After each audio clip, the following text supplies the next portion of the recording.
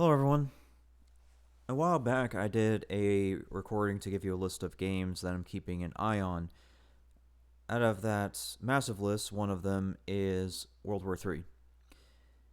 I wanted to do a recording to talk about the current state of the game and a couple other things. I'll start with what is World War III. World War III is hard for me to explain or define because it is a Battlefield-like game, but it's a little bit more faster paced than Battlefield games.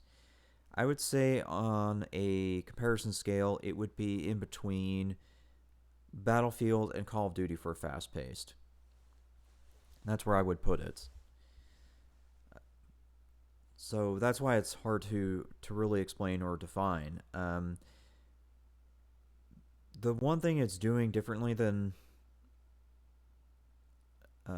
Battlefield is the customization. There is so much customization in this game in terms of what type of armor you're allowed to wear, what type of packs you bring in, whether that be ammo, armor, or health packs. So it's completely different than Battlefield because in certain Battlefields, anyways, if you would have to pick medic to get the medic pack. I think it was engineer in the last Battlefield 5. I think it was like engineer where you had to be or support. No, it was support. Yeah, I think it was support, yeah, that you had to be for ammo packs. So you don't have any of that going on. There's no classes. You just set up things the way you want to.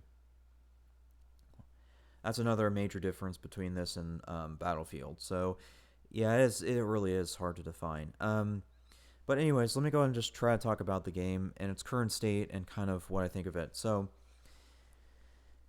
the game is certainly on the right path in terms of customization and I guess giving you more of a custom experience. But right now, the game is in a pretty horrible state balance wise. I understand this is a closed beta and all, but I've seen closed betas do better than this with balance. And there's some very specific issues as to why I'm saying this, or at least are the cause of my reason for saying this.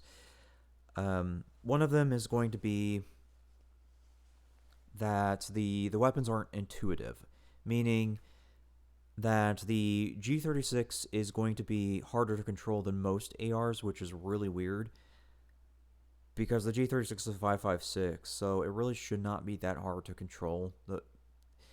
Generally speaking, in any game that involves shooting, it's usually 5.56 ARs that are really easy to control, but for some reason, the G36 is harder to control than an LMG.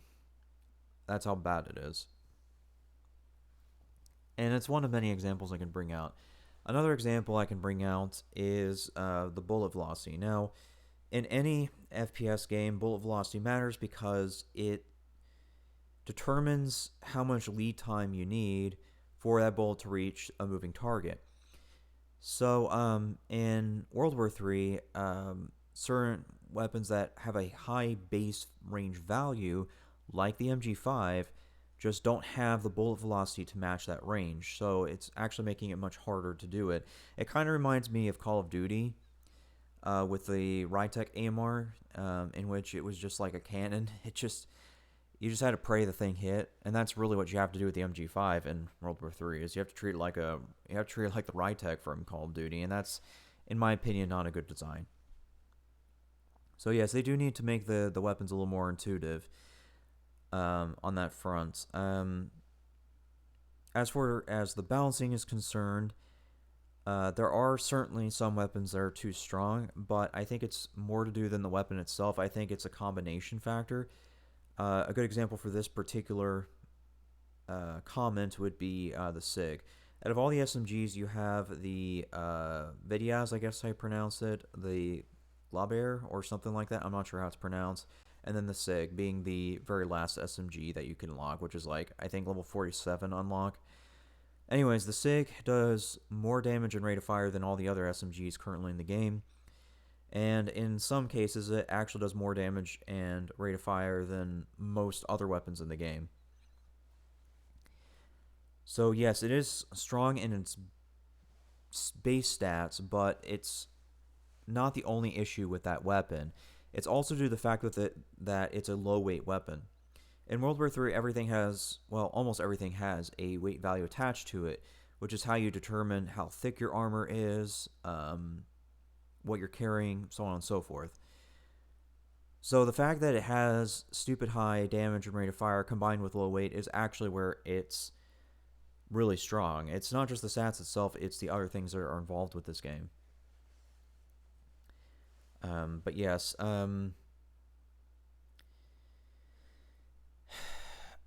would also say, I guess another issue of this game is just how they handled the whole anti-vehicle stuff. So, obviously, because it's a battlefield-like game, it does have various vehicles, whether they be APCs, light tanks, medium tanks, or even main battle tanks. Right now, the only good way to deal with them is to bring RPGs into the match, because that's one of the actually, I think it is the only anti-tank weapon in the game now I think about it, other than AT mines, of course. I'm talking projectile-based ones. I think it's the only one. But either way, you have to take an RPG with you, and RPGs weigh a lot. So by allowing all these vehicles, you're forcing the player base into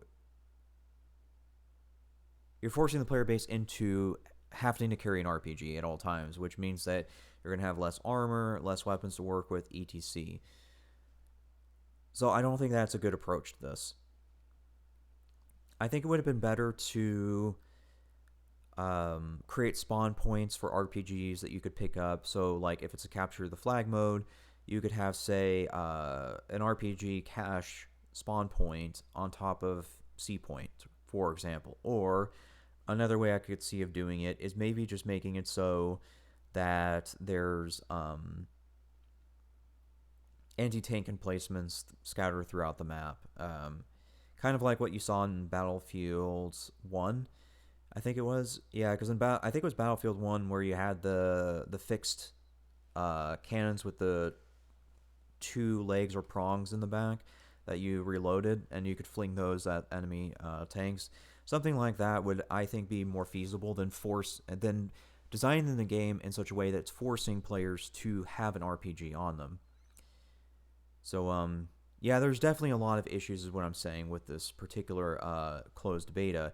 And, well, it's honestly, I hate saying this, pretty minor in comparison to the other issues that I could list. One thing I am quickly noticing with World War III is how bad the cheaters are.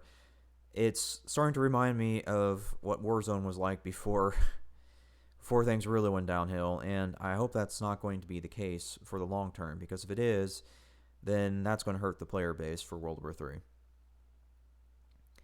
But yes, the point is, I can list a ton of issues, not just the cheaters, or so there's tons of things that I could list. So I do think that this particular closed beta is a mess, and I do think that they need to do a lot better if they intend to get this game fully out. That said, I'm not saying to, I guess boycott it, or throw your pitchforks at it, whatever terminology you wish to use for it. It is a smaller studio at the end of the day, so I understand that they probably don't have the resources necessary to do that. So, I mean, if you're willing to put up with these issues, you could buy the closed beta pack on Steam for $15 and try to support this smaller studio. You could do it that way if you really want to. And if you don't want to, I understand. Trust me, I understand that these issues might be too much for some people, because it is honestly a lot for me. So therefore, I can't really recommend that you do it, but I am just saying that if you want to, you can. Anyways, that's all I have to say. Thanks for listening.